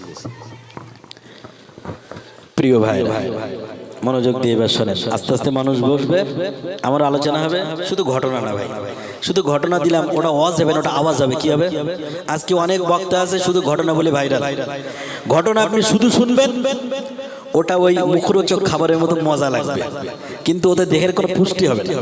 কিন্তু কোরআন দিয়ে যদি ঘটনা বলি, ওই ঘটনার ভিতরে হেদায়েত লুকিয়ে রেখেছেন কে? আল্লাহ। প্রিয় ভাইরা, এবারে শোনেন, একটা উদাহরণ দেই। ইসলামের ভিতরে পরিপূর্ণ দাখিল না হলে বিপদ কেমন আছে শুনুন। মনে করেন আপনাদের গ্রামের দুষ্টু ছেলেরা খেলা করছে, খেলা করতে করতে হঠাৎ করে দেখলো একটা সাপ বেরিয়েছে। বিষধর সাপ যখন তারা দেখলো, মনে করেন গ্রামের দুষ্টু ছেলেরা সাপটাকে মারার জন্য লাঠি নিয়ে তার পেছনে তাড়া দিয়েছে। ওই সাপটা বাঁচার তাগিদে একটা গর্তের ভিতরে প্রবেশ করেছে, কিন্তু এমন একটা গর্তের ভিতরে প্রবেশ করেছে যে ওই গর্তের ভিতরে ওই সাপটা নিজের দেহটা পূর্ণাঙ্গ ঢোকাতে পারে না। কথা কি বোঝা যায়? পূর্ণাঙ্গ দেহটা ঢোকাতে পারে না, তার অর্ধেক দেহটা গর্তের মধ্যে আর সাপের অর্ধেক দেহটা গর্তের বাইরে। এখন বলেন, দুষ্টু ছেলেদের হাতে লাঠি আর সাপ নিজের দেহটা পূর্ণাঙ্গ চালার ভিতরে ঢোকাতে পারে না, ওই সাপটা কি বাঁচতে পারবে? কি মনে হয় বাঁচতে পারবে? আমার ভাইরা, আর একটা উদাহরণ শোনেন। মনে করেন একজন ব্যক্তি মশার হাত থেকে বাঁচার জন্য, মশার উপদ্রব থেকে বাঁচার জন্য সে একটা মশারি টানালো বটে, কিন্তু মনে মনে করছে আমার শ্বশুরের দেওয়া খাট আর শ্বশুরের দেওয়া মশারি, এই মশারির ভিতরে আমার পুরো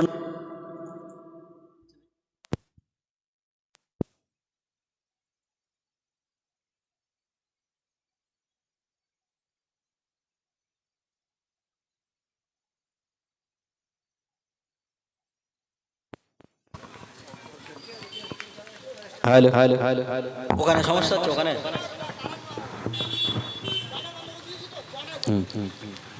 ঠিক আছে, ঠিক আছে, ঠিক আছে। আমার প্রিয় ভাইরা, সে মনে মনে ভাবলো মশারি আর খাটও আমার শ্বশুরের দেওয়া খাট। এখন মশার হাতে বাঁচার জন্য সে মনে করলেন সে নিজের দেহটা অর্ধেকটা মশার ভিতরে ঢুকালো আর নিজের হাতগুলো বাইরে রেখে দিল, দেহের অর্ধেকটা বাইরে রেখে দিল। এখন বলেন তো দেখি ওই মানুষটি মশার উপদ্রব থেকে কি বাঁচতে পারবে? বাঁচতে পারবে কি পারবে না? আমার প্রিয় ভাই, এটা যেমন সহজ ভাষায় বুঝেন, এইবারে বোঝেন। একজন ব্যক্তি যেমন মশারির ভিতরে নিজের দেহটা পূর্ণাঙ্গ না ঢুকালে বাঁচতে পারে না, একটা সাপ যেমন পূর্ণাঙ্গ দেহটা গর্তের ভিতরে না ঢুকালে বাঁচতে পারে না, এই মুসলমানরা যদি পূর্ণাঙ্গ দেহটা ইসলামের ভিতরে না ঢুকাতে পারে, তার অর্থনীতি, তার পারিবারিক নীতি, তার সামাজিক নীতি, তার যুদ্ধ নীতি, বন্দি নীতি, এক কথায় খাটিয়া থেকে শুরু করে জীবন শেষ পর্যন্ত খাটিয়া ওঠার পর্যন্ত, দোলনা থেকে শুরু করে খাটিয়া পর্যন্ত যদি ইসলামের ভিতরে পূর্ণাঙ্গ নিজেকে না ঢুকাতে পারে, ওই মুসলমান কোনদিন নিজেকে বাঁচাতে পারবে না। আমার প্রিয় ভাইরা, গোটা পৃথিবীর বুকে মুসলমান মার্কা একটাই কারণ, কারণ মুসলমানরা নিজেদেরকে পূর্ণাঙ্গ মুমিন বানাতে পারেন নাই, ইসলামের ভিতরে নিজেকে প্রবেশ করাতে পারেন নাই। আমার প্রিয় ভাইরা, অনেকে মনে করে কলেমা পড়েছি মুসলমান হয়ে গেছি। কি মনে করে? কলেমা পড়েছি মুসলমান হয়ে গেছি।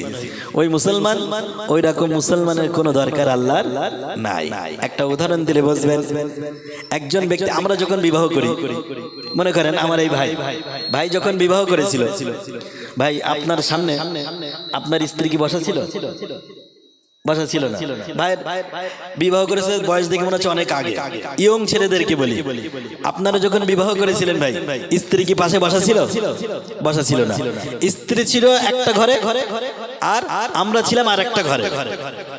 আমরা বিবাহ করার সময় কয়েকজন সাক্ষীকে রেখে, কয়েকজন সাক্ষীকে রেখে স্ত্রী প্রথম কবুল বলল, তারপরে কয়েকজন শুনে আসার পরে খুতবা পাঠ করলো, তারপরে ছেলের কাছে গেল, গিয়ে সেও কবুল বলল, সম্মতি দিল। যারা বলেন ঠিক কিনা? এভাবে বিবাহ হয়ে গেল। বিবাহ হয়ে যাবার পরে যখন বাড়িতে চলে গেল, স্বামী এবার স্ত্রীকে ডাক দিয়ে বলে, ও প্রাণের স্ত্রী শোনো, আমরা দুজন কবুল বলেছি, একে অপরের সাথে বিবাহতে বন্ধনে আবদ্ধ হয়েছি। এবারে আজ থেকে তুমি আমার কথা শুনবে, আমি তোমার কথা শুনবো। স্ত্রী বলে ঠিক আছে। দেখতে দেখতে যখন বাজার করার সময় হয়ে গেল, স্ত্রী স্বামীর হাতে এইরকম ভাবে ফর্দ ধরিয়ে দিল, দিয়ে বলল এই বাজারগুলো আপনি নিয়ে আসবেন সব বাজার থেকে। স্বামী বেচারি দেখে ওতে লেখা আছে চাউল, লেখা আছে এমনি করে তেল, লেখা আছে আলু, পেঁয়াজ, আদা, রসুন, হাবিজাবি ইত্যাদি অনেক কিছু লেখা। স্বামী তখন বলছে, শোনো, আমি যখন তোমাকে বিবাহ করেছিলাম, কবুলনামার ভিতরে কোথাও চাউল, তেল, আটা, আদা, রসুন, পেঁয়াজ, কাঁচামরিচ, জিরে মরিচ এসব লেখা ছিল না। অতএব আমি এগুলো আনতে পারবো না। আমার ভাইরা মনোযোগ দিয়ে শোনেন। ওই স্বামী সকালবেলা বাড়ি থেকে বেরিয়ে গিয়েছে, সন্ধ্যা বেলায় যখন বাড়িতে এসেছে, এসে দেখে স্ত্রী নাই। মন খারাপ হবে কি হবে না? স্ত্রী নাই। সাথে সাথে ফোন করেছে, হ্যালো ও প্রিয়া, তুমি কোথায়? বলছে দেখো আমি এসেছি বন্ধুর বাড়ি। কোথায়? বন্ধুর বাড়ি। এই রাত্রিটা বন্ধুর বাড়ি কাটাবো, আবার সকাল হলে তোমার বাড়িতে চলে যাব।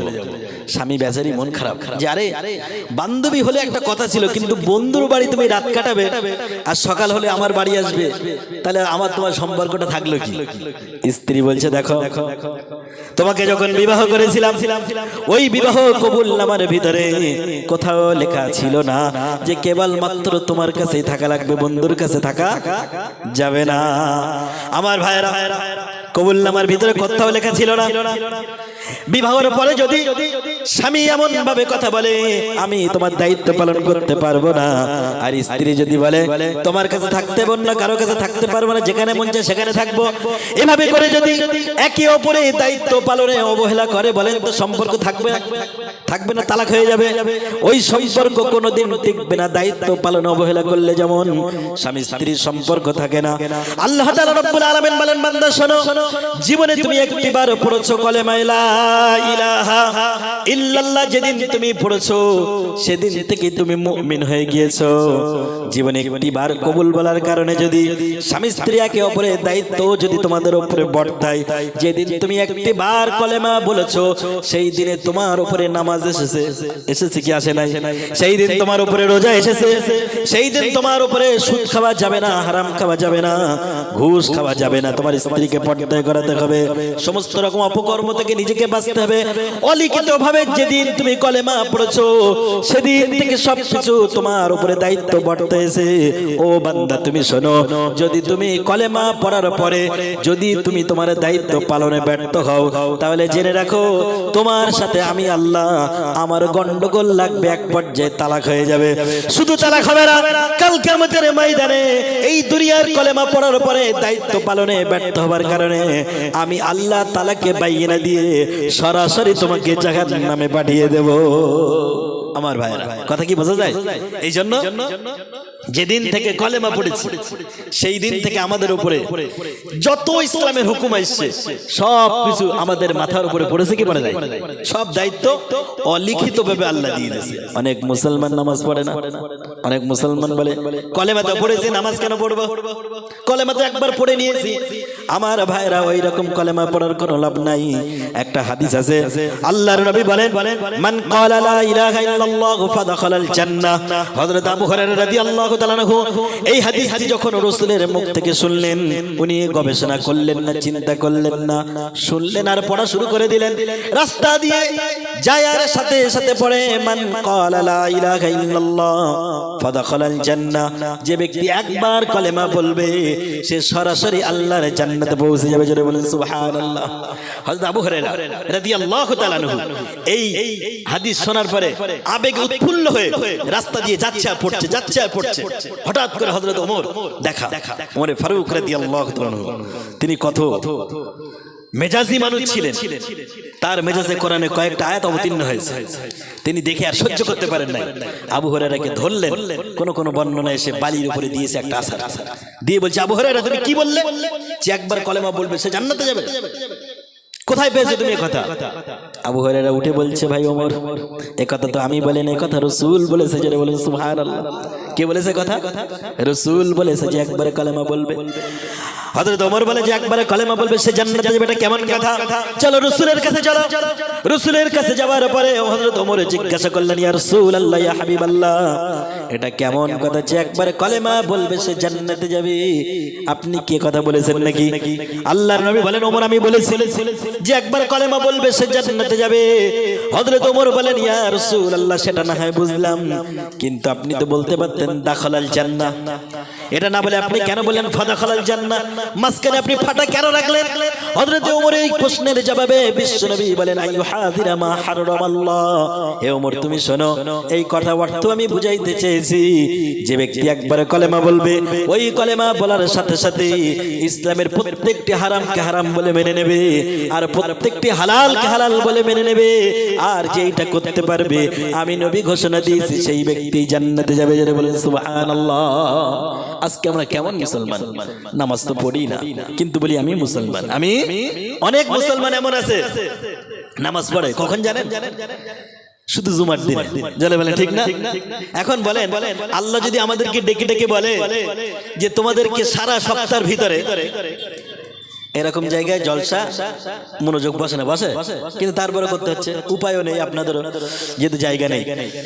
যদি আল্লাহ ডেকে বলেন যে বান্দা তুমি তো সপ্তাহে একদিন জুমার নামাজ পড়ো, আমি সপ্তাহে 6 দিন তোমাকে জাহান্নামে রাখবো, আর যেদিন তুমি জুমার নামাজ পড়তে আসো ওই সপ্তাহে একদিন শুক্রবারে তোমাকে জান্নাতে রাখবো।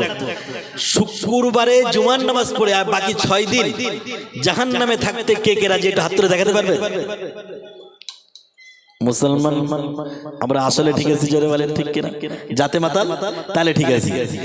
সপ্তাহে একদিন জুমার নামাজ পড়ে আমরা বাকি 6 দিন জাহান্নামে থাকতে রাজি না?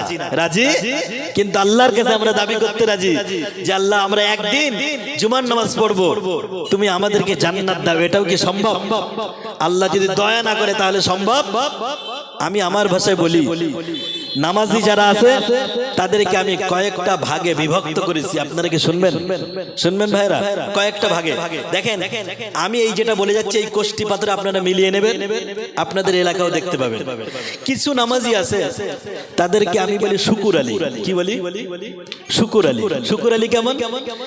এরা মনে করেন বিবাহ করেছে 10 বছর, ছেলে হয় না, বাচ্চা হয় না, তখন এইবার ঘন ঘন মসজিদে যায়, স্ত্রী গর্ভবতী, বোঝা যাচ্ছে বিষয়টা? মানে বিপদে পড়ে নামাজ পড়ে। অথবা মনে করেন 12 বার মেয়ে সন্তান হয়, একটা পুত্র সন্তান দরকার, তখন নামাজে যায়। অথবা কোনো একটা কারণে আল্লাহ তাকে খুশি করেছে, একটা পুত্র সন্তান দিয়েছে, খুব খুশি, কয়েকদিন শুকরিয়া স্বরূপ মসজিদে যায়। এগুলোকে আমার ভাষায় বলি শুকুর আলী। কি বলি? শুকুর আলী। আবার এক শ্রেণী মানুষ আছে দেখবেন, তাদেরকে আমার ভাষায় বলি জুম্মান আলী। কি আলী? জুম্মান আলী। তারা ওয়াক্তীয় নামাজ পড়বে না, তারা শুকরিয়া নামাজ পড়বে না। তারা যখন সারা সপ্তাহে কত নামাজ ছেড়ে দিল, আসর ছেড়ে দিল, মাগরিব ছেড়ে দিল, এমনকি দেখা গেল জুমার দিন যখন আসলো, জুমার দিন নামাজে আসার সাথে সাথে সবার লাস্টে এলো, আর দেখা গেল সবার প্রথমে চলে গেল, কেবলমাত্র জুমার নামাজ পড়লো, আর কোনো নামাজ পড়লো না। এগুলোকে আমার ভাষায় বলি জুম্মান আলী। যারা বলেন ঠিক কিনা? এই লোকগুলো দেখবেন জুমার দিনে সবার আগে আসে আর যায় সবার লাস্টে। এইরকম মুসলিম মনে হচ্ছে আপনাদের এলাকায় নেই? আছে, আছে, আছে। একজন ব্যক্তি